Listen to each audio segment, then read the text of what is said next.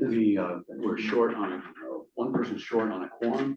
We need 9 for a quorum, not counting any ex officio members, as much as we love our ex officio members, but they don't allow us to count those people toward a quorum. So we need 1 more to walk in the door, so we can act on all sorts of things today.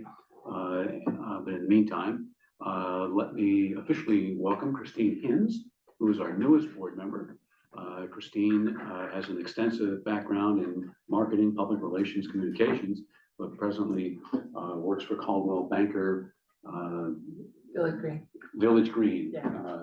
Real Estate, and we're pleased to have you on the board. Welcome. Thank you. I thought we'd go around the room and tell you who we are. Okay. So if you give your name and your affiliation and where you're from. I'm Jim Calvin. I'm with Calvin Communications in Malaysia. Rachel Levine, we know each other, we work in real estate together. Worked in advertising before in the city, and now with Pinkin Realty in Germantown. Carmine Pirro, I'm the chairman of the Columbia County IDA, and I'm the one that doesn't count. One of 4. Rick Cummings, Mulhern Gas, Hudson. Andy Howard, Freeman Howard, on the council to the organization. Mike Tucker, CEO. Riley Warner, I'm the admin assistant here. Rachel Plunkett, I'm with Middleton Fiber and I work in community relations. Good morning, Christine. I'm Carla Drummer, president of Columbia Green Community College, and I'm the second one who doesn't count. I'm Gary Brown, coming to Harvest Spirits Village. Okay. Rich Nesbitt, Johnny Walker, Spencertown. I'm Justin Goldman, Bank of Green County, live here in Hudson. I'm Amanda Karch, I'm the executive director of the Columbia Green Workforce Development Board, and I also. We just did this recently, right? Ryan Scott, I'm the supervisor at Taconic and owner of Triple Creek Dairy Farms and Hudson Valley Fresh Creamery. I'm Martha Lane, I work on the CEDC loan program. And Steve Ainberg, I work with Martha here on our loan program. Chris Brown, Housing Development Board. I'm a laundry seeker, I'm the project manager. I'm the administrative supervisor. There we go. Good, thanks everybody. And now Hi everyone, I'm Sean Sawyer, president of. Sean Sawyer on TV. Oh, hey Sean. Sorry about that, Sean. WNBC. New York. Brian here to save the day. Welcome, the savior. And Christine, this is Brian Mahoney from Columbia Memorial Hospital. Okay. Good. We have a quorum present. Now we can proceed. I need to rearrange the agenda today in a couple of spots. First, I'm going to extract the loan-related items from the President and CEO report and move them to just below the search committee. Those items are the portfolio dashboard and the Pilates loan.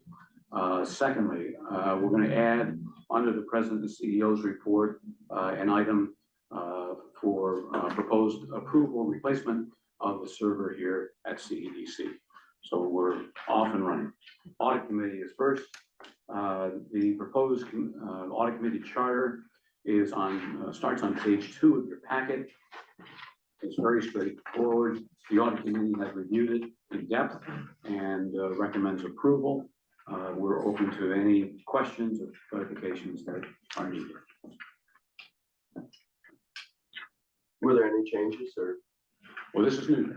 The audit committee is brand new. We previously had a finance and audit committee, the authority budget office, and our auditors advised us that it's more traditional to have the audit committee separate from the finance committee so that the audit committee can oversee the work of the finance committee. So this was when we did our bylaw changes at the beginning of the year at the board level and approved by the membership at the annual meeting.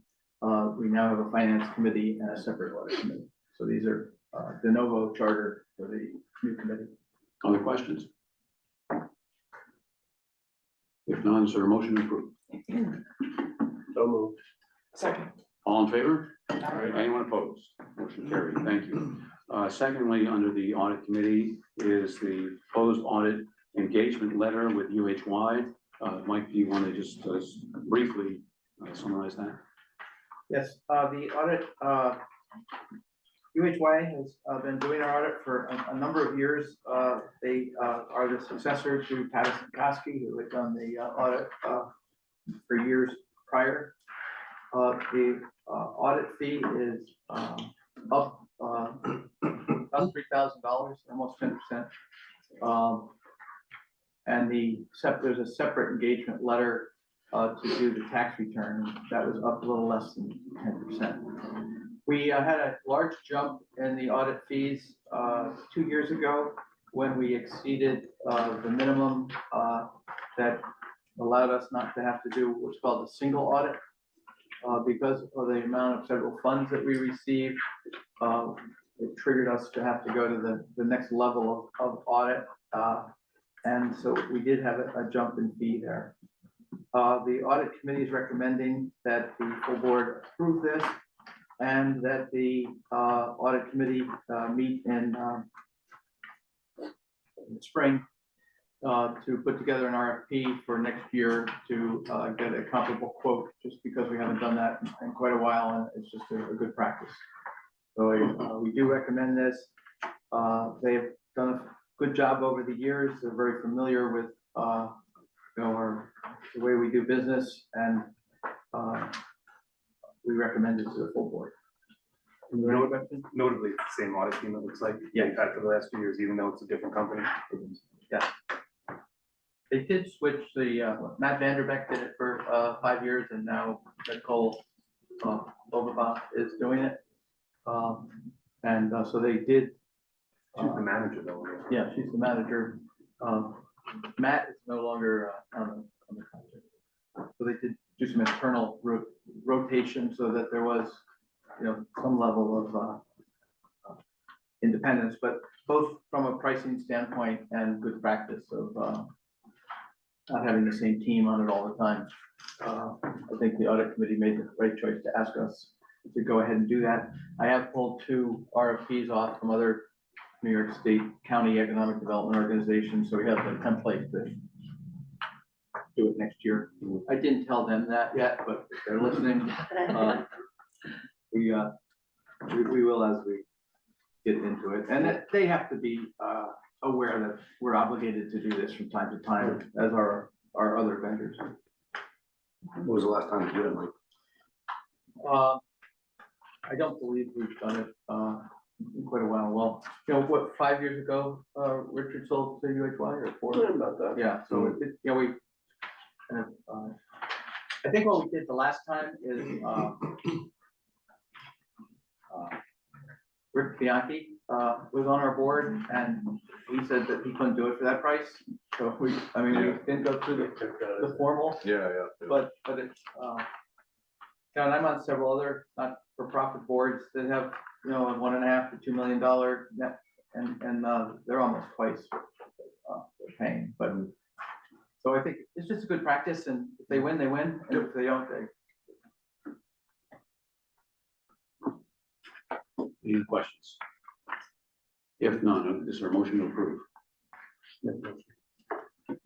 Second. All in favor? Aye. Anyone opposed? Mike, do we need a separate motion to For the income tax, preparation? Okay, there's an engagement letter to do the income tax. is there a motion to approve that? Second that. All in favor? Aye. Anyone opposed? Motion's carried. Thank you. Thank you. Moving along, we are into the executive committee report. The executive committee is met and discussed the strategic planning preparations on Mike, and I'll ask you to just fill us in on where we stand there. Thank you. We have done several strategic plans. We did one in 2016, 19, 21.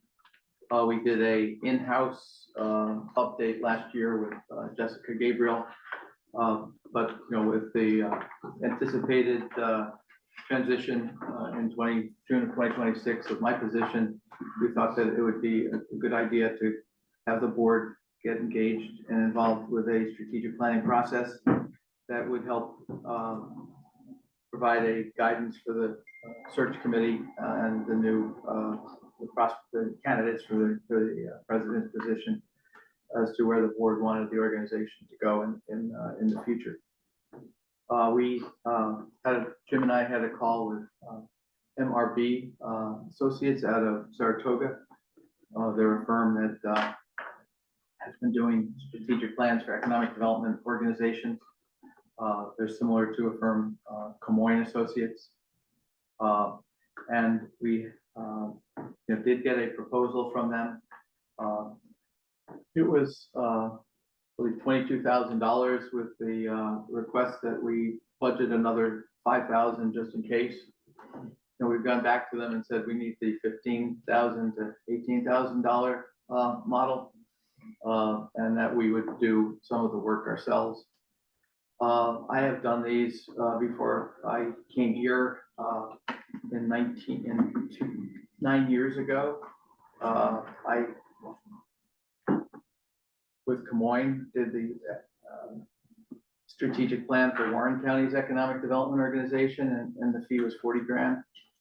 We just don't need that. We don't want a 100-page report that goes on the shelf. We know what the highlights of our strategies have to be. They focus on entrepreneurship and small businesses, infrastructure build out, quality of life, and workforce and education. And I think really what we have done in the past was we focused on those 4 pillars, and under each of the pillars we had 3 objectives, and then under each objective we had 3 tasks that would support or implement those objectives. That seems to have worked. We want something that's nimble and that's reviewed every quarter as to how we're doing and what needs mid-course corrections are needed. To the extent that we can use in-house staff to provide updates and background on demographics and where we are as a county, and look at what the priorities are of the supervisors who provide funding for what we do. I think we can certainly get this done at a much lower cost. I do have a call with them on Friday to see if we can finalize a price.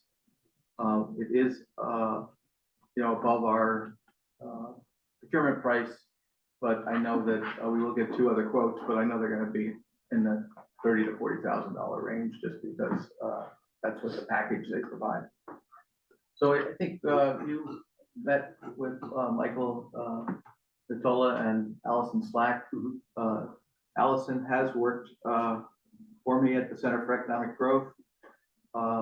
She went on to work for Camoin.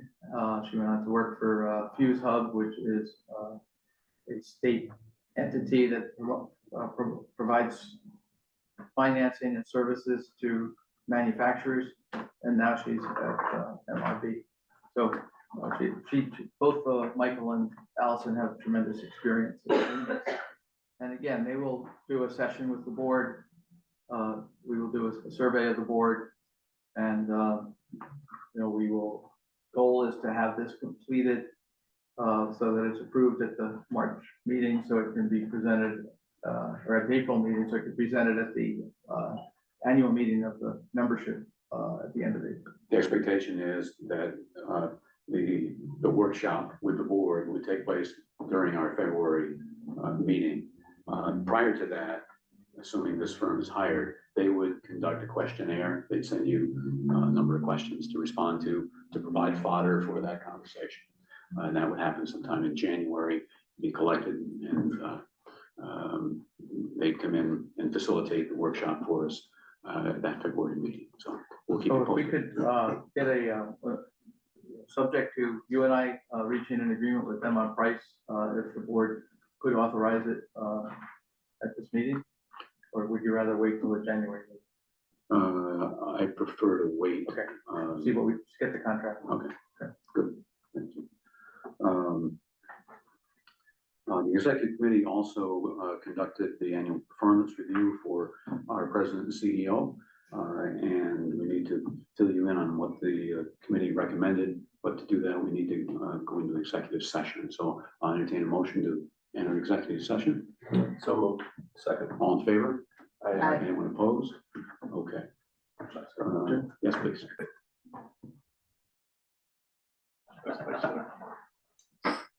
Thank you. We are back. And Lisa, for the record, Rachel Levine made the motion to come out of executive session, seconded by Derek McGrath.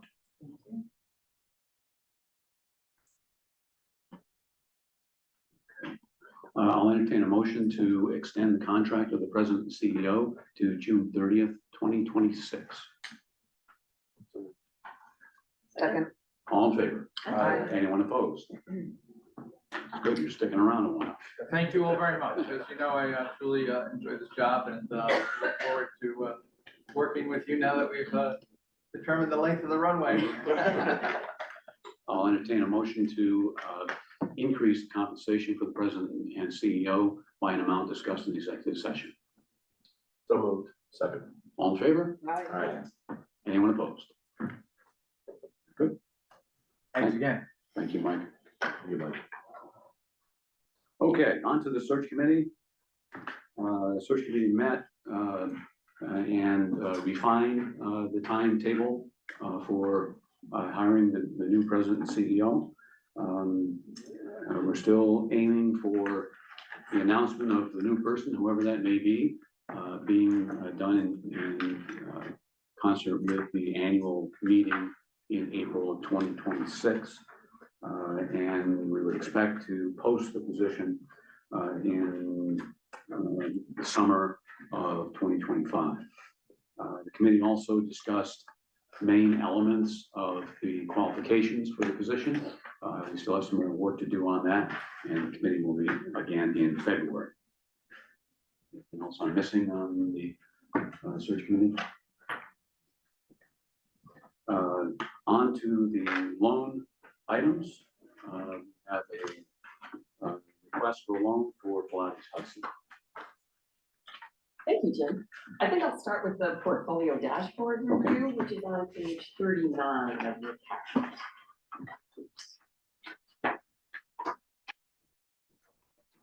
Three clients that are in arrears. Loan client A is seriously in arrears, and we're addressing that situation.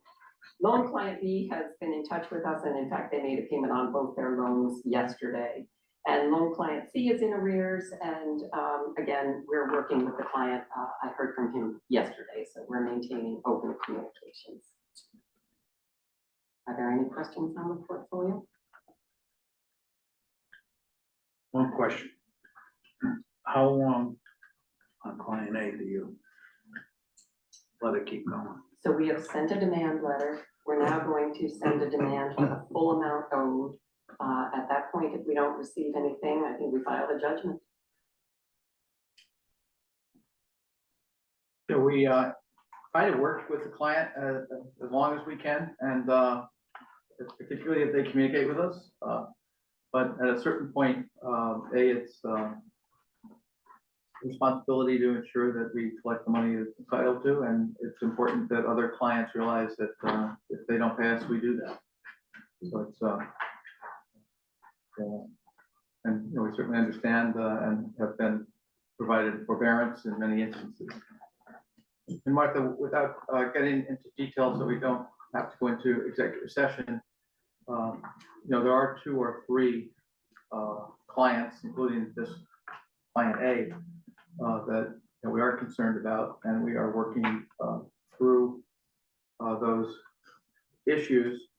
We are at a point where we're not ready to recommend a write down or a write off. I think that you know, you can write something off, but you don't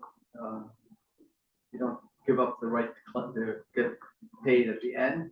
But I think at this point, it sends the wrong signal to the borrower if they see that we've written it off in a public meeting. And you know, I would rather keep it as a delinquent loan on our books until we have a clear picture as to whether it has to be written down or written off. Well, was there agreement, like some sort of lien on assets? We are in third position on the real estate, yes. And this is a loan where it had $130,000 outstanding when the previous owner sold it. Out of the proceeds of that sale, they paid it down to 60 or? Correct. And so, and then this owner has paid it down to 35. Right. So, you know, 3 years ago, we were looking at $120,000 loss. Now we're looking at a $35,000 loss. So not that, and in both cases,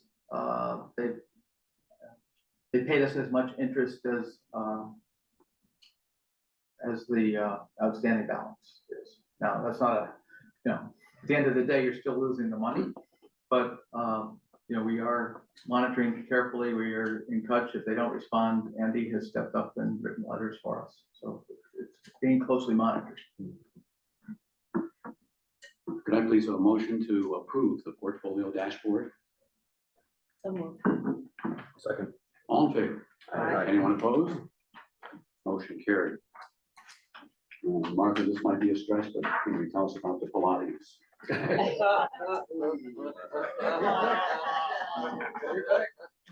Actually, before I turn this over to Steve, I just want to mention, we don't normally present loans of under 25,000 to the full board, but we didn't receive the client's application in time to present to the loan committee. And rather than postpone this to January, we're asking this board to consider the request.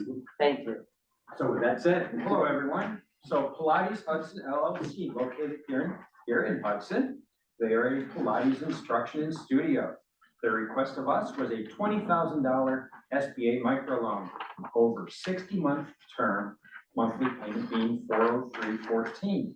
Interest rate on the loan, 7.75%. Purpose being an equipment purchase. Our collateral would be the lien on the business assets and the personal guarantee of the principal. This is Pilates Hudson LLC here in Hudson. Thank you. Questions? If not, can I have a motion to approve? Motion. Second. All in favor? Aye. Anyone opposed? Motion's carried. Thank you. Thank you. Okay, we are now up to the president's report. Mike? Thank you very much. I did not, with the holiday of Thanksgiving and a week early on our board meeting, I did not get a written report, but we are going to do, for the first week of January, a year-end summary. You know, because of, in the interest of time, I'm just going to mention 3 things quickly. On broadband, the state finally this week issued the request for applications to the internet service providers to apply for federal funding. That deadline is February 7th. We continue to work with our consultants, with the providers, and with the state to resolve that. I believe we reported that we did get a $120,000 grant from the state for a 2-year period, $60,000 a year for broadband support and efforts. On the housing front, Chris Brown has had a tremendous victory in getting all of the towns and villages and the city of Hudson to apply to become a pro-housing community, which is a requirement to get federal or state grant money. We are the first county in the state that has 100% participation, and it's due to Chris's hard work and efforts in working with the supervisors, mayors, and the mayors to do that. So there's a chart that is online that you know, shows Columbia County all the way across, and all these other counties still attempting to catch up. We also continue to outperform with the SBA. The SBA had been here for their annual audit, and I think I reported last month that it went very well. And also we continue on a quarterly basis to not only have the most number of microloans, but also the highest dollar amount, pushing out the other 3 or 4 micro lenders in the upstate region, including Pursuit, who is a statewide entity. And it's not a competition, but it's a reflection of the work that Martha and Steve do with the loan fund. In your packet is a list of grants to Columbia County not-for-profits from the New York State Council of the Arts. You'll see that it totals over almost $620,000. And it's a broad base of groups that we work with. In many cases, we provided letters of support to these organizations. And you know, when you add it all up, it's real money. In Ginsberg Food, we worked with them as well on a grant. They received a $300,000 grant for training of drivers. I always get the initials wrong. Is it CRT? CDL. CDL. So they're going to, and they were very grateful for our help working on that. I will leave the rest for our annual report, and if there are any questions, happy to answer them. We want to thank the supervisors who passed their budget last week, and including our annual contract and our extension of our housing and. Thank you, Mr. Chairman. We appreciate it. It was an easy vote. May it always be so. Next up on my report is the treasurer's report. There's only one thing that I wanted to request with respect to the treasurer's report on page 35. Our net income is at $75,000, which is above budget. Our balance sheet, we have total assets of $5.3 million, which is up $335,000 from last year. That's primarily additional funds from the SBA, as well as the additional funds that pass through with the Office of Community Renewals Microenterprise Grants. You'll on the condensed report, you don't see it, but one of the things we generally do at this meeting is we look at our loan loss reserve. And to the extent that we have additional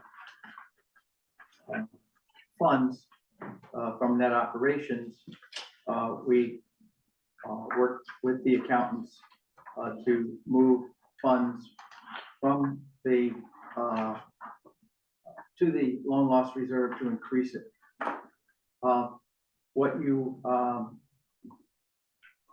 So I would like to ask, this year we wrote off, Martha, what is about $20,000? It was a little less. A little less, but I'd like to be authorized to take up to $25,000 of the net income for 2024 and move it to the loan loss reserve account. And what happens is the loan loss reserve account is in addition to the funds that we have on account at the SBA as security for their loans. And however, when we write down a loan, we have to debit this loan loss reserve account. And to the extent that that gets, so that we don't end up reducing our income in a year where we have a big loss. Right now, it's about $250,000. What happens now is we are now up to over $3.5 million as a loan fund. And so, by making sure that we increase it by at least what we took out of it this past year, it puts us in a position where if we did have to write down next year one or more of these $30,000 loans, it doesn't reduce that fund down to a level that we have to put a lot in. And when you make that adjustment, you're not really moving cash, but you're going to have a loss. My first year here, I think we had cleaned up the loan fund and we wrote off, I think, $400,000. We had a fish farm loan, and we had a loan on a hotel that didn't get built. And since then, we've tried to be sure that, I figured if we're going to do it, let's do it all at once. And we cleaned up the loan fund, and to date, over the last 9 years, we've only written off $150,000. But as we continue to get additional SBA funds and we continue to not really know what the economy is going to do going forward, I would ask to have authority to transfer, based on the advice of the accountants, as part of the audit, up to $25,000 of net income to the loan loss reserve account. Mike, any thought on doing like 35 to cover loan client A completely? Or Yeah, is there a reason? up to 35, that would be fine. I think, it's more of a balance, because, I don't we do a loan risk report every quarter, and I don't see where we're going to ever, in the next 12 months, deplete the entire account, but when you have, it's like when you have a good year, you put a little away, and, because you don't know what's gonna happen in the future. Other questions about this? I have a motion to authorize the president and CEO to transfer Up to 35. up to $35,000 from net income to loan loss reserve. Is that correct? Yes, and I'll consult with the treasurer and the board chair as part of that discussion with the accountants. Is there a motion? So moved. Second. All in favor? Aye. Anyone opposed? Motion carried. Thank you. We have two quick contracts to review. One is the land bank administration contract with the county. Chris Brown was very successful in getting a county land bank established. It's a separate entity. Chairman Morrell is the chairman of the land bank, and various Supervisor Adams, Kanan, and Supervisor Knott from Stuyvesant are the co-chairs. This is a contract that is similar to the contract that CEDC has with the county industrial development agency and the county City of Hudson IDA. It's for 6 months because we don't know how much work is going to be involved. I didn't want to do a year contract and then mid-year have to go back and ask them for more money. Mike, excuse me, what page are you on? 31. 41, thank you. And Chris, it's the amount is 15,000. It's 15,000. It's a $30,000 a year contract, but I believe there's going to be more work for the land bank. The money is funded by the state grant of 100,000, and we just thought it was better with the supervisor, with the land bank board, that if we did another 6 months at that level and we determined that it was a lot more work, then we could raise it appropriately and not make it look like we contracted to do work for a certain dollar amount and now we wanted more. So that's why it's a 6-month contract. That's okay with you, Mr. Supervisor? Yeah, I mean, we've got the funding. And it's a renewal. Yeah, there is an existing contract that just runs out in 15 days. Other questions? If not, is there a motion to approve? So moved. All in favor? Aye. Anyone opposed? Motion carried. Thank you. And finally, this has never happened before, but our HR attorneys, Hinman Strout, Elena DeFio-Keen, who's also the HR attorney for Columbia County, has asked us to approve for the 1 year, 2025, an engagement letter. Attorneys primarily are supposed to do engagement letters with any client, and then they just bill us by the hour. But it's kind of a formality, and it's on page 48. And I'm not even sure. It's a 2-page letter. I think it shows that their rates increased to $210 for a partner, and then in 2026 it would increase to $225, and their guaranteed rates are guaranteed through 2027. We only call on Elena if we have any issues that we need assistance. So Andy, and then they might be related to payroll, they might be related to other HR issues. She just completed an update of our HR manual, which we'll present to you in January for approval after we review it internally. She's giving us the Columbia County rate because Hinman Stroud's rate in Albany is more than $350 an hour rate. So it's a formality, but because we never have used her for more than $5,000, we never had to have a contract, but we don't anticipate it, but it gives us comfort that she's there and the price is locked in. So we recommend that be approved. And I would say it actually inures to the organization's benefit because it's very reasonable rates, and then you actually have cost certainty. And, Mike was right, he usually reaches out to me and we just kind of manage the limited times we need to deal with them. And we also felt from the beginning that it was important to have the same attorney as the county on these issues so that, there was a unified policy and approach to HR issues so that, because we get so much funding from the county. Is there a motion to approve the Dennis Straw retainer? Second. All in favor? Anyone opposed? Motion is carried. Mike, you want to talk about the cloud? Yes, finally, we've been working for almost 6 months or more when it's time to update our server. So we had a quote for getting a new server, $20,000 between the hardware and migration from one server to the other. We then had some discussion. Rachel was very helpful in a meeting with us about it's time to go to the cloud. And we have a 30-year incumbent who gave us a price of $18,000 to go to the cloud. And we have a comparable quote for the level of service to transition and train us on SharePoint. And is that what?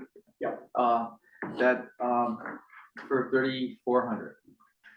We went back to them and we think that the difference is that the incumbent did not buy the software that automatically migrates. And so it's this manual process where they have to sit in front of the server for a week and move everything over. Steve has done a tremendous job overseeing this because I'm, personal friends with the incumbent. We've used him at other places, and I'm also familiar with the owners of the other companies. So I asked Steve to handle this, and if you could just give us a quick update, and we could ask the board for Sure, approval. so we provided a sheet for you for your review. As Mike said, these were the two best proposals that we received for the migration to the cloud. But it also includes the monthly, what I would refer to as the help desk.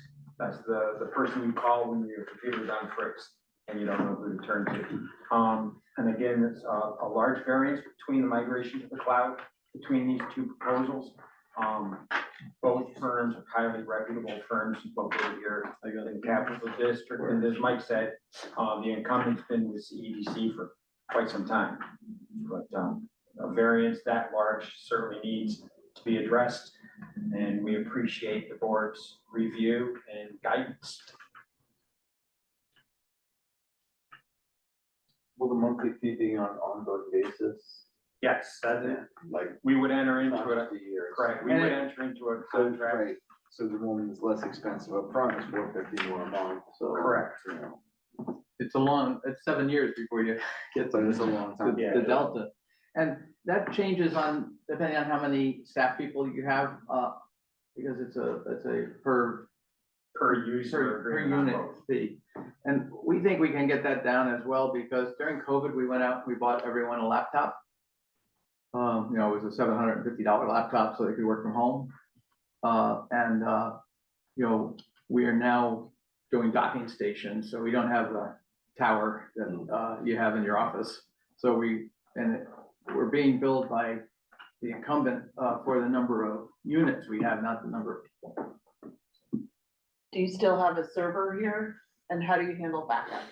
The backup will be on the cloud. Yeah. So everything would ultimately come off of the server, and the server would be demised. And the company with the lowest price is number 6 on the Albany Business Review's list of internet people who provide this service to businesses. It's repeat businesses. I think the hospital, Albany Medical Center, and CMH use them extensively. I think the county uses them. So it's not as if we're finding some fly-by-night person in their basement offering to do this for $4,000. I would ask that you approve up to $5,000, which would be, I have that approval level anyway, but this is a major decision. And we do feel bad that we're going to end a long-standing relationship, but with the Authority Budget Office requiring us to get, we had 2 other quotes. We received 5 total, 1 out of state, and the other 2 were that basement vendor that Mike just mentioned. So, I think, and I get more nervous every day that the 6-year-old server is going to crash and we'll really be in a pickle. We're on, some of us who are over a certain age, I don't want to have to call the HR lawyer, but we're a little concerned about all the changes that we're going to see on our screen, but it is what it is, and it's going to be better than not having anything on our screen at all. Any other questions or discussion about? Do we have a monthly fee for the help desk now? Yes, And what is that number? comparable to the 1375. Okay. Each stays pretty consistent with this. When we got the copier, we could get it from Repeat. We did not take it from Repeat because it was, the cost of the copy was like a quarter-cent more with one, but the cost of the rental was, $5 a month less. I mean, these are commodities. And that's why when the two prices were so different, we went back and forth, and Steve gave them a month ago one last chance to explain why your price is so high, and they weren't able to give us any greater answer than we need someone to sit in your office for 25 hours at $200 an hour to migrate the. And Repeat Business Systems doesn't need to do that? No. No, they have a proprietary piece of software that will do it. Okay. So, once again, you're asking the board to do what? Approve up to $5,000 to contract with Repeat Business Services to migrate our hard drive server to the cloud. Is there a motion to? I'll make a approve? Second. All in favor? Aye. Anyone opposed? All set. We're into the clock. Not yet. Thank you, Mike. We previously approved a schedule of CEDC meetings for 2025. And when we did, we included audit committee meetings in both March and April. And on further reflection, we're not sure we need back-to-back audit committee meetings. And so I propose that we delete the April 2025 audit committee meeting scheduled for April 8th. We'll keep the one in March on March 18th. So could I have a motion to amend the meeting schedule accordingly? So moved. Second. All vote, all in favor, rather. All opposed. Thank you. Carried.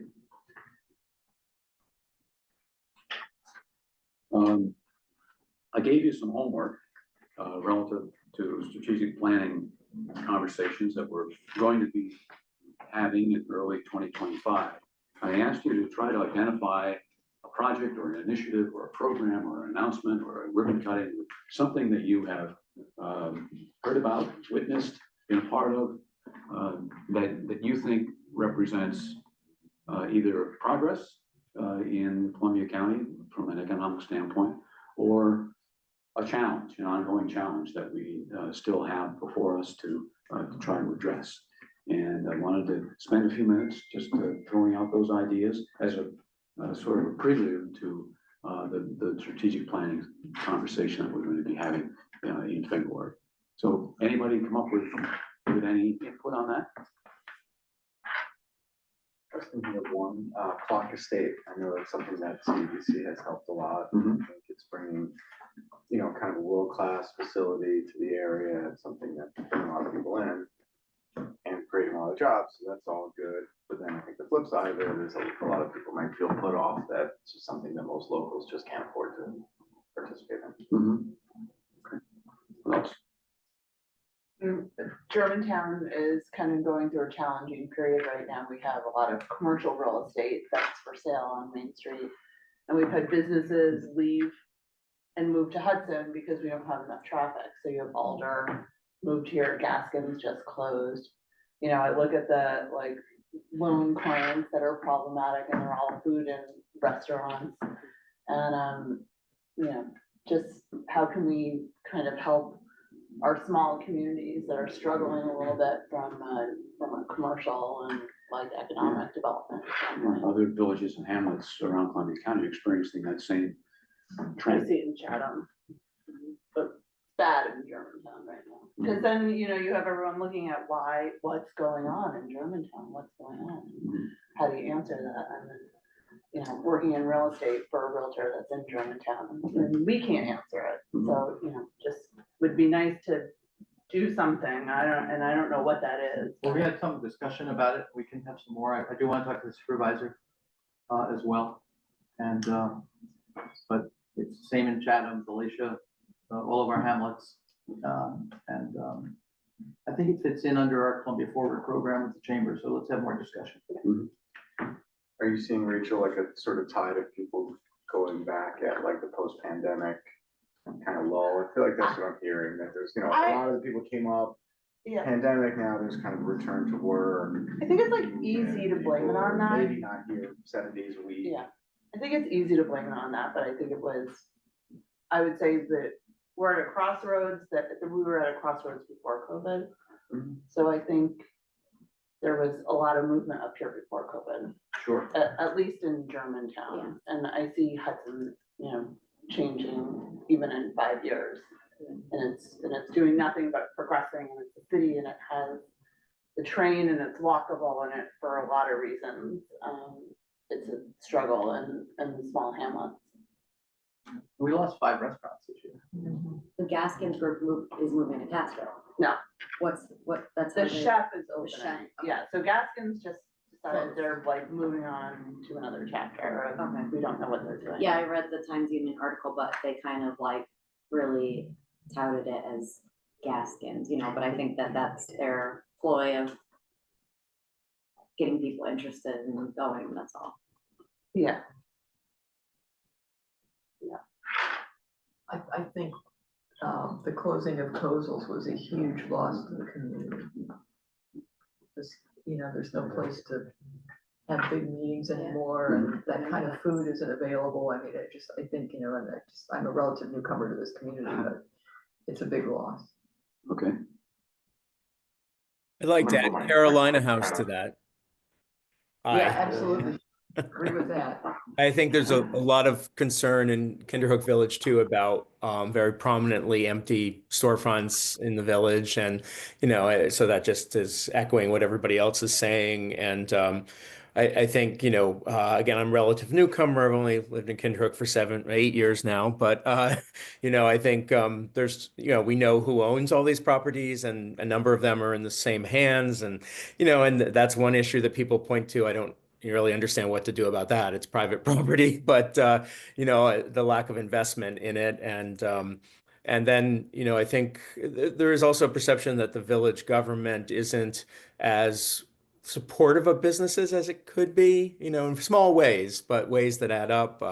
You know, I know recently there was this kind of ridiculous tempest in a teapot with one of the business owners about garbage from their business ending up in one of the DPW trash bins, and so they just decided to remove it. But isn't that what the trash bins are for anyway? You know, whatever. It's just, I don't know what this organization would do with that. On a positive note, I'd like to say the opening of our new visitor center, I hope, will be a very big boon to increasing the stay time for people in the area. So, you know, we certainly have been seeing it as very much an economic development project, as well as, you know, just a kind of a historic site infrastructure development project. So. I was gonna say, one of the problems with economic right now is during COVID, we saw a huge influx of visitors to the area, bolstered the local retail, the local food service. But in its wake, now that those people have all left, and I view this as a negative, is it drove up land values, housing values, and is driving permanent residents, our workforce, out. And Mike just touched on it, but Chris has done a tremendous job of bringing funds into the county to support municipalities specifically in developing more affordable housing, not low income, but affordable housing for the residents who live and work here. So I think if we can continue that, it would be a win for not only the county, but the residents who live and work here. And a footnote, Supervisor Skoda can attest to as well that I believe all of the supervisors feel that way about the work Chris has been doing. And that, you know, from a broader perspective, obviously from the workforce development perspective, that's one of the hugest issues, right? You know, our aging population, we don't have a lot of young folks coming into the workforce. We have to kind of recruit those young families here to settle, to get that. But all of those industries, all those, you know, food service closings, probably a lot in part because they can't find staff, right? And you can't run a business if you don't have people to work there. And that goes from those small businesses all the way up to our larger sectors in the county. And everyone is struggling right now because the people just really aren't there. So I think that, you know, moving forward and then the next year, Chris and I were having a conversation when we first came in, and the housing, the childcare, all of those things and that umbrella that feed into the workforce development, but it's tied so closely with economic development because you can't have one without the other. So, you know, it's going to take, I think, some creative approach because it is such a broad, broad kind of issue, but there's a lot of opportunity as well. So from my perspective, that's the numbers I'm seeing, the businesses that reach out to us that really are looking to recruit. It's just finding the folks that have the skills that they need. I was told by somebody from the distribution business that that's the problem why nobody's taking Kozels on. Help. You're probably be looking at a staff of, I'm going 20 to 30 people. Again, when you have the banquet, you gotta have, you know, extra help. And I was told that's one of the main reasons. And the other thing that supervisor was talking about, what I noticed is I moved to the county 12, 13 years ago. And lo and behold, Hannaford had just opened up. Well, that was like hidden secret. Well, now comes Thursday, Friday, and Saturday, you can't get in Hannaford. And that's the New York people who had came up, and a lot of them had houses here or what, but they're coming back on a weekend home. And again, it's a different clientele. It goes back to what you're saying as far as help. Yeah, when you walk into Hannaford's on a Monday morning, there's no produce stuff. There's like, it's absolutely wiped out. Right. If you go there, the best thing is to go there like 7:30 at night too. Yeah. But on the week, forget it on Thursday, Friday, Saturday. Well, I think this worksheet that was included today on Columbia County workforce data is very telling to some of the things that you guys are talking about. The fact that with the 2022 data that there was more people age 55 and older working in Columbia County than there was 29 and younger is a major. Chris put this together for us. And then also just seeing the average household income change drastically in just a short time. Well, I just lost it. Going back, date myself, about 20 years ago, when I was working in the mayor's office, we used to do all these numbers, and Columbia County was the oldest average population Yes. in this county, or in the state. Mhm. And I think if there's something on here now says we're number 2, Yeah. but, you know, so. Well, that's behind Hamilton County that has 5,000 residents. Yeah. As Senator Schumer told Jim and I yesterday at the Hudson Athens waterfront announcement. Well, these are all good examples of the mixed bag that we have here in Columbia County. Session 1 for strategic planning, right? Mhm. Absolutely. So thank you for your input, and we'll need more of it from everybody when we get to this workshop with our facilitators in February. And one thing we are looking at, Martha and I and Steve, we discussed setting up a loan program that would be targeted to businesses that wanted to expand or fill empty spaces in Hamlet, walk-in retail. Good. Anything anyone else wants to bring up? I don't think we have any members of the public there, but we always welcome public input at meetings or in other ways. Meetings coming up in January as we flip the calendar to 2025. Finance Committee meets January 7th. Governance and nominating on January 8th. The Loan Committee on January 13th. The Executive Committee January 14th. And the full board meets January 28th. Thank you for pointing that out. Rachel just pointed out that I skipped over the minutes. Is there a motion to approve the November 19 meeting minutes? All in favor? Anyone opposed? Carried. Before we go, Mike, we're pleased that we were able to extend your contract, and we commend you and the whole staff for the great work that you have all done in 2025. We enjoy seeing your picture in Times Union on all these events. You have to stay relevant. But we need to kind of diversify your wardrobe, and we're thinking that will. Well, thank you. Well, all right. Now, before you put it on, yeah, put the black, that black thing. There. Now, I think that'll impress all your friends. Thank you. I wish I had it yesterday. Jim and I went to the announcement for the Hudson Athens Lighthouse with Senator Schumer. Yeah. Is there a motion to adjourn? So, All in favor? and if you call on Friday afternoon, no one's gonna answer because we're having a staff lunch at Savona's.